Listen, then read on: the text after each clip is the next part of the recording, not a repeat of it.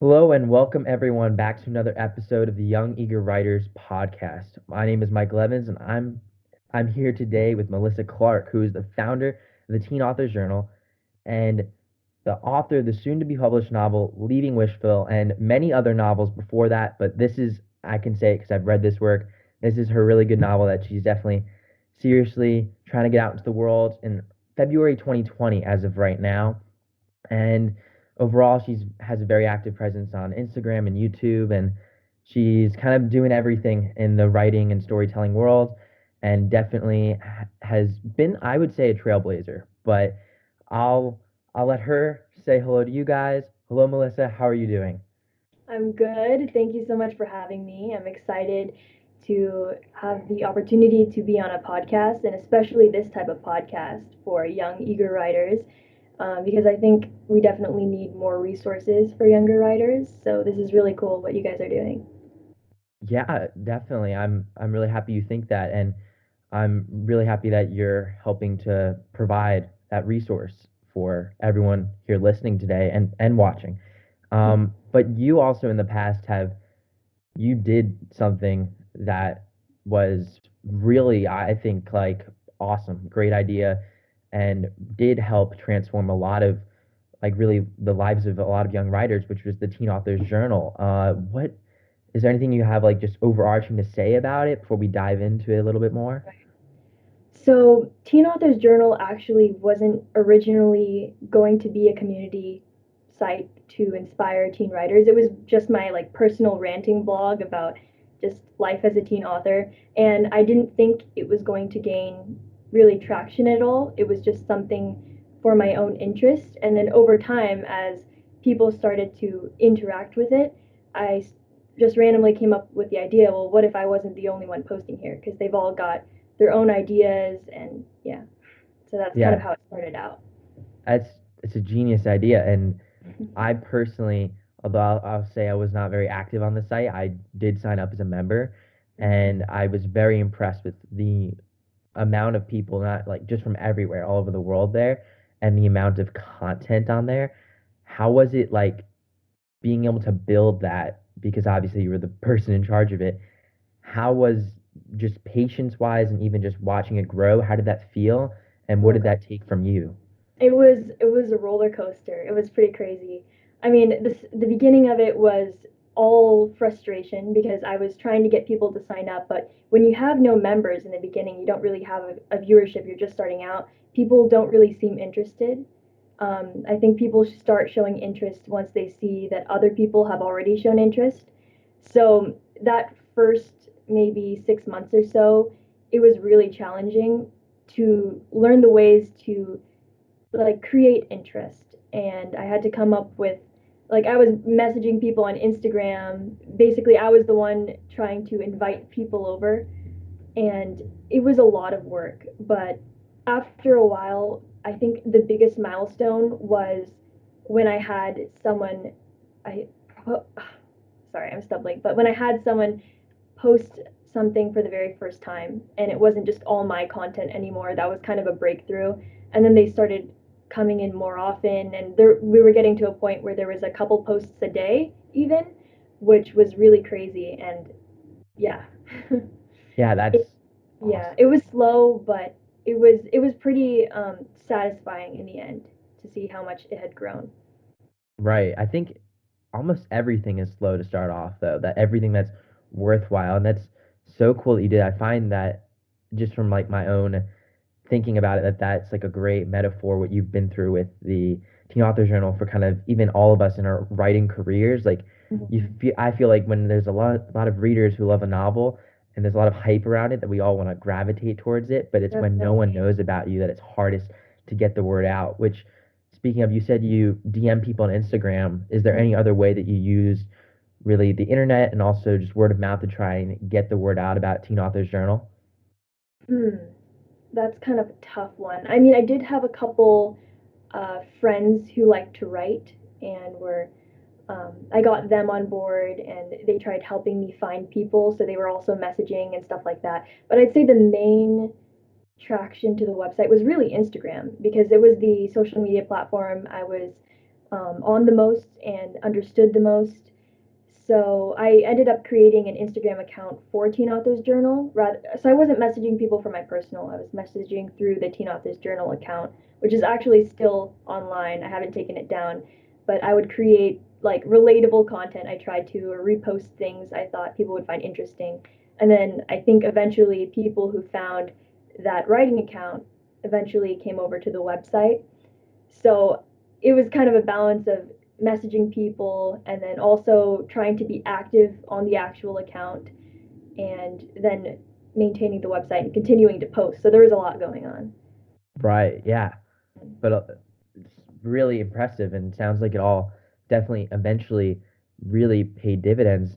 And when you started this, how old were you? Again, like age on this podcast is just a number, but Right. how old were you? Because I know you were very young. Yeah, I was actually 12 when I started the website as my blog. And I still remember when I was coming up with website name ideas, and someone said, "Oh, you could make a teen author's journal," and I was like, "Oh, but I'm not a teen yet." But I, by the time it became an actual thing where I was trying to get members, and it turned into a membership blog, by that time I was 13. So I think that's really when the website itself started. Yeah. That's funny. You started Teen Authors Journal and you weren't a teen, but most people would think like, No. you started when you were an adult, but you started it when you were still a preteen, which is Yeah, basically. yeah, that's crazy, but really awesome. What even like gave you like is at 12, like personally me, like my reaction would not be to create a blog about my writing experience or even to like create a website. Like what even gave you the confidence to put your own self out into the world and your own like struggles about the writing process when you were at such a young age? Honestly, that's kind of hard to answer because I'm not fully sure. But I do know that growing up, I created websites a lot, like through Wix or WordPress and stuff like that. I would create, I think I had a blog when I was around 8 for my dog, and I would just post pictures and talk about it. So I always really liked the blogging atmosphere. And I also really like the design. And I think that's almost probably one of the biggest aspects is I just wanted to make a website that looked nice. And I got really interested in like the hosting and coding and stuff like that. And I think that was one of my main things. It wasn't particularly about writing. It was more about the website aspect. It was kind of a combination of both. That's that's really cool. It sounds like you had a lot of fun with it then, Yeah, I which did. kind of leading to everything. Mhm. Eventually, Teen Authors Journal ended up being shut down, Mhm. unfortunately, after a very long time though, like at least 3 years, right, or 2 or 3? Yeah, it was around 2 or 3 years. Yeah, which is a significant portion of time. And Mhm. what really led you to coming to the point of deciding that it was best to shut it down and no longer continue the Teen Authors Journal? Gosh, it was like probably one of the biggest decisions of my life. Honestly, it was really crazy. But I was getting to a point where, I had a lot of members, there was a lot of blog content. And when a website gets that much content and that many members, and like it was almost like a social media platform where people could post stuff and like pictures, links, and all that. So there was a lot in terms of just managing the site itself, and it became less about writing for me and more about like the maintenance, the site maintenance, because there's a lot that goes on in the back end. So, and then I started feeling obligated to post every week, and I felt like because I was leading this, there was like more pressure about how good my posts were, that sort of thing. Yeah, And it was getting to a point where school was becoming more time consuming as well. So I'd say during my eighth grade year of school, sort of towards the end, I was getting maybe around 4 hours of sleep a night because I would just be staying up working on the website and homework and all that. And it was kind of starting to get really unbearable and stressful. yeah, And at that point, I was continuing the website because you know, adults in my life, they were always saying, "Oh, it's so cool that you've done this. Like, it's gonna look great on your college application. It's gonna take you far." And so I felt like this pressure to hold on to it and keep running it. But eventually, I'm not sure. if you know what I forgot the name of the account, but one of my close friends, she had a writing account on Instagram, and it was during that time when she shut down her writing account, and she was a pretty popular writing account. She had thousands of followers, and she shut it down out of nowhere. So I talked to her about it, and she had sort of the same feelings with her writing account that I was having with the website. And then at that point, she sort of inspired me to consider maybe ending the website.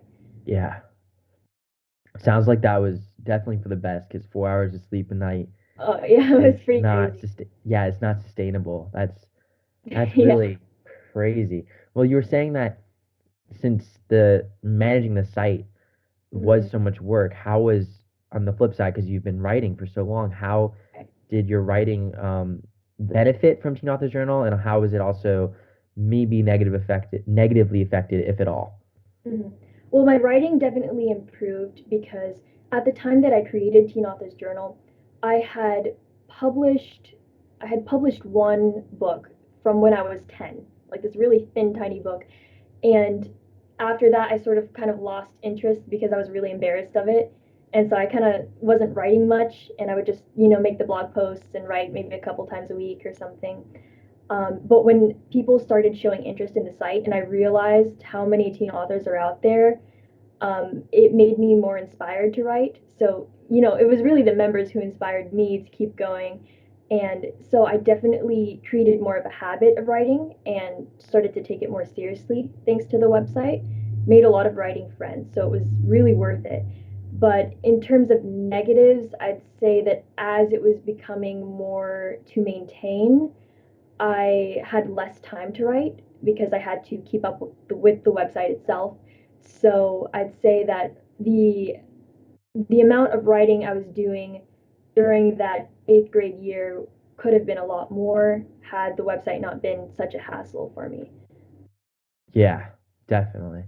But still, the benefits you got from it definitely, I think, will really benefit you in the long term and all the Yes. members too. And I think that's great advice for everyone. Although like Teen Authors Journal doesn't exist Hmm. um, right now, there's actually like Instagram in and of itself is a great community for authors. It's amazing. In fact, we're part of the same, there's like a group chat of Mhm. teen authors that we have that is on Instagram of like I don't even know how many people now, like 20, 25, and there's no Yeah, requirement to be in it. It's not like you have to have a published book to be in it. right. So there's really like if you just DM like me, Melissa, anyone that you see with like teen writer stuff, like we're all like really an inclusive group. And I've also found too that as I've been out into the writing world and seeing more writers and getting to know people who are older but also really my age, that in a craft that an art that could sometimes be isolating, I feel like Mhm. inspired and together the same feelings as you, and that's so cool to hear that you've had that a very similar experience with Teen Authors Journal. So that's awesome. And I think overall, it was a really good experience. And it's not like when I shut it down, the community died. I still have contact with most of these people. And like you said, Instagram is amazing for teen writers. If you're interested in listening to the full version of this interview, you can find it at youngeagerwriters.org.